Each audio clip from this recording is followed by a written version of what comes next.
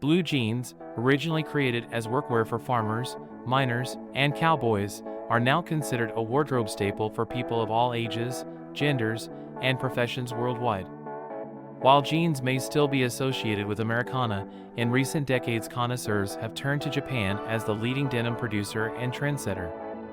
The history of denim in Japan demonstrates how the country's tradition of textile innovation and cultural adaptation has helped it redefine jeans for the modern era. After World War II, U.S. soldiers in Japan introduced jeans to the country, selling and trading their spare pairs on the black market. Japanese youth, drawn to imported American pop culture such as jazz, rock and roll, and movie stars like James Dean and Marlon Brando, saw jeans as a symbol of a cool, modern lifestyle. However, the high demand for jeans made them hard to find and expensive to purchase. To meet this demand, Japanese retailers began importing new pairs of Levi's and Lee jeans, but these imports did not meet the expectations of Japanese consumers who were used to the soft, worn-in texture and color of pre-worn jeans they had been buying as GI cast-offs.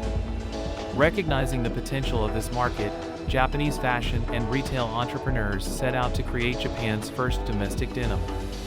Kojima, a region in Okayama Prefecture with a long history of textile weaving and dyeing, became the leading manufacturer of Japan's first domestic jeans.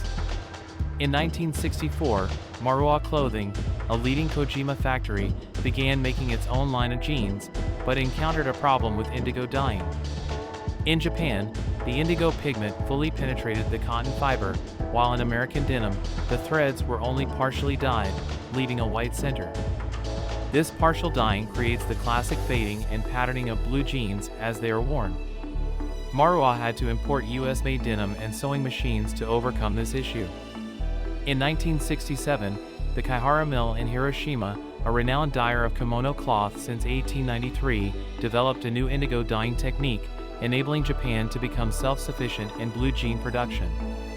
Japanese companies also developed pre-washing techniques to make new jeans more appealing to consumers who in the 1970s, the Japanese denim industry experienced rapid growth, with sales increasing from 7 million pairs in 1969 to 45 million pairs in 1973.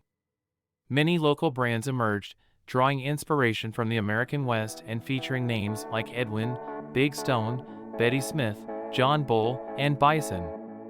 Jeans became a popular fashion item, not just for rebellious youth, and a community of denim enthusiasts developed. In the 1980s, some Japanese denim fans began traveling to the United States to buy vintage American jeans to resell in Japanese boutiques. As the quality of American denim brands declined, Japanese designers and consumers became more interested in the historical craftsmanship of original Levi's 501s and other models.